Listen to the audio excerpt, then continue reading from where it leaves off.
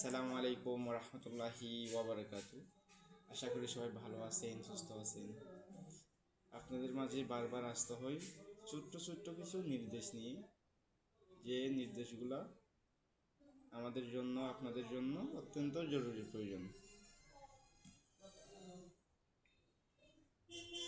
নিয়মিত বেশি বেশি পানি পান করবেন। দৈনিক 4 থেকে 5 লিটার পানি পান করবেন। আপনার কিডনির জন্য 100% সুবিধা এবং গ্যাস্ট্রিক আলসার থেকে বেঁচে থাকবেন। পানি কম পান করাতে আপনার কিডনির বিভিন্ন সমস্যা দেখা দিতে পারে, গ্যাস্ট্রিক আলসার সমস্যা দেখা দিতে পারে, অর্থাৎ গ্যাস্ট্রিকের সমস্যা দেখা দিতে পারে। তাই আমরা দৈনিক 4 থেকে 5 লিটার পানি পান করব এবং সুস্থ থাকব।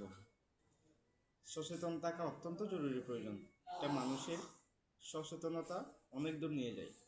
তার সুস্থতা ডিফেন্স করে, তার জীবনযাত্রার ডিফেন্স করে, তার সচেতনমূলক কাজ হিসেবে।